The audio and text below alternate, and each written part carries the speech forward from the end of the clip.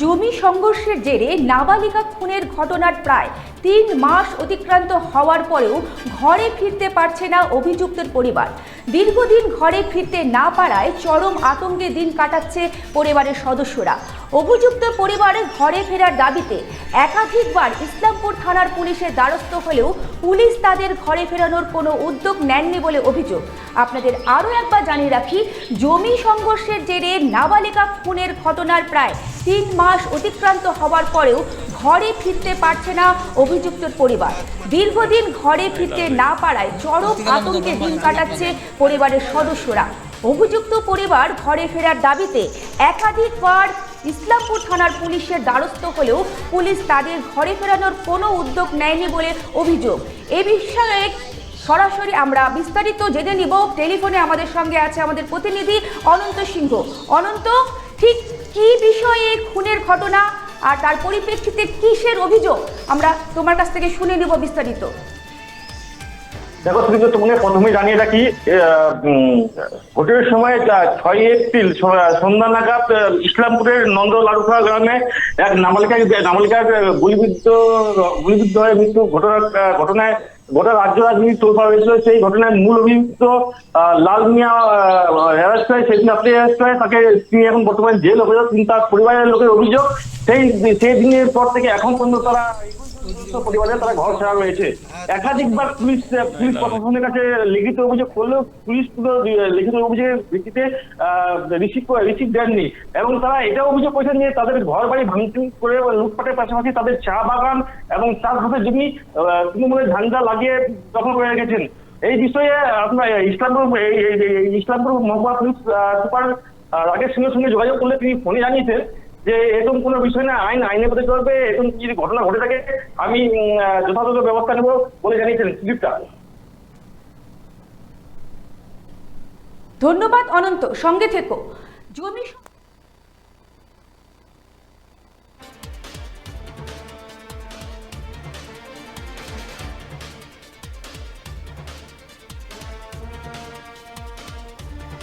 সংঘর্ষের জেরে নাবালিকা খুনের ঘটনার প্রায় ৩ মাস অতিক্রান্ত হওয়ার পরেও ঘরে ফিরতে পারছে না অভিযুক্তের পরিবার।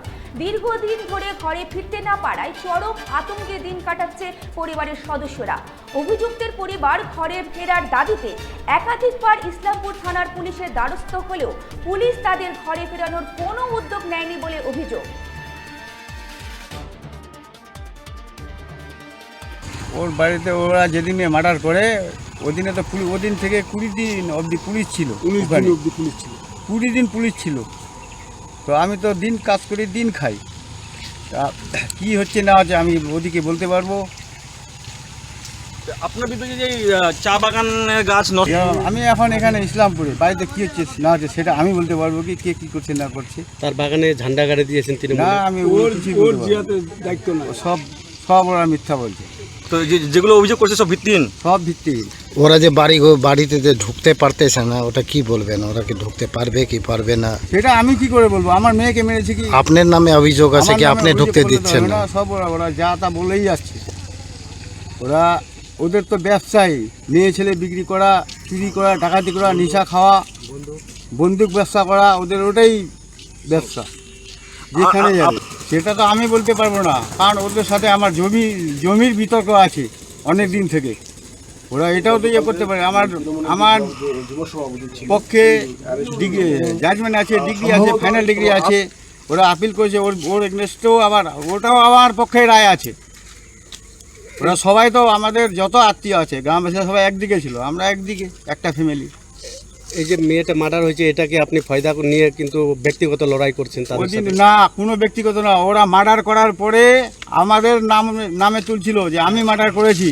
তারপরে আমি ইসলামপুর আইসি সাহেবকে ফোন করেছিলাম যে স্যার এই ব্যাপার, তারপরে উনি বলছে ঠিক আছে। দাদা বলছিলাম আমাদের বাড়িতে যা ঘটনা ঘটেছে আমার দাদা হবে, আমি ভাবছিলাম দাদা যে কসুর করেছে ঠিক আছে, ওকে আইনভাবে যা শাস্তি দেবে আমরা মানতে রাজি, কিন্তু আমি ওনার ছোটো ভাই, আমি তো বাইরে থাকি, আমি এইসব কোনো জড়িত নাই।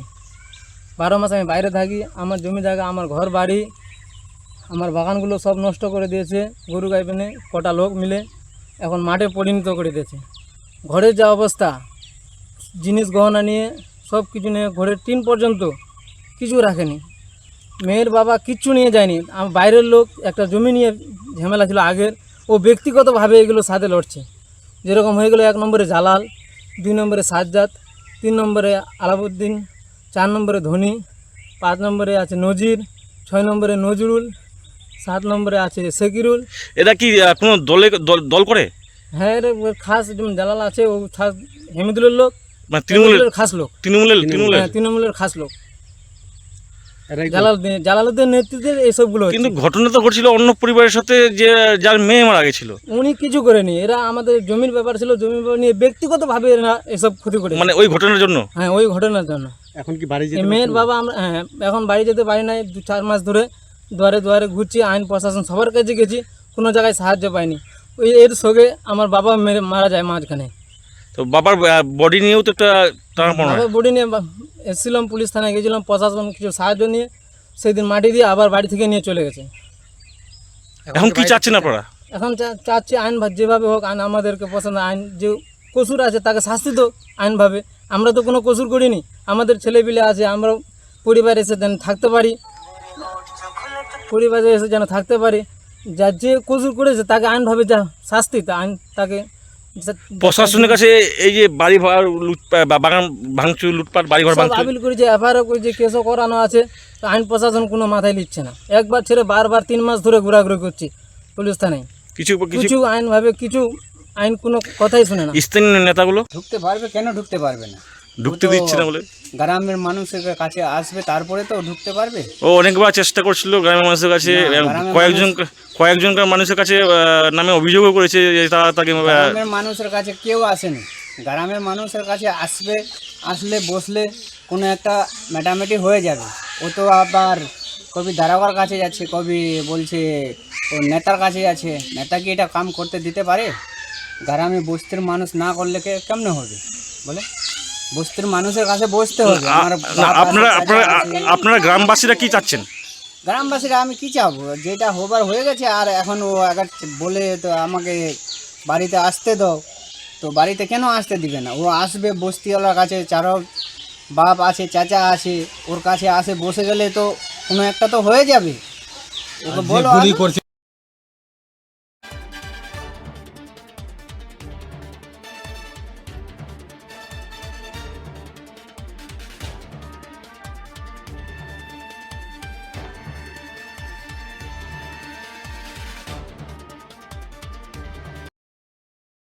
উকি মারেন কেন কর্তা? কে বলে বড় মাছের স্বাস্থ্য দেখে শরীর খারাপ লাগে বুঝি? আরে মাছেরা বলছে, এবার থেকে আপনার মাছেদেরও দিন কল্যাণীস প্রিমিয়াম ফ্লোটিং ফিশ ফিড। ঘরের লক্ষ্মী আজই ঘরে আনো কল্যাণীস প্রিমিয়াম ফ্লোটিং ফিশ ফিড, ভাসমান খাদ্য। চোখের সমস্যা বাড়ার আগেই আজই আসুন জীবন রেখা হসপিটাল, আপনার পরিবারের নতুন ভরসা।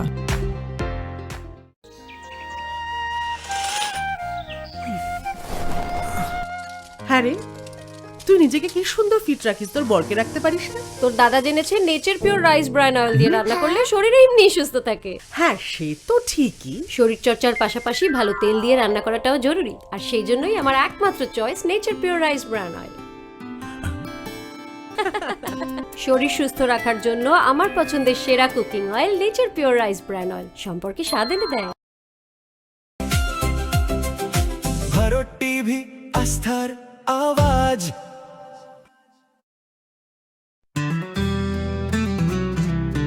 গ্রসারি থেকে কসমেটিক্স,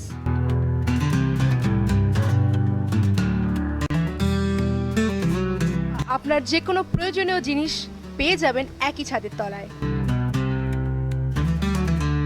আমাদের ঠিকানা LIC মোড়, রায়গঞ্জ, উত্তর দিনাজপুর।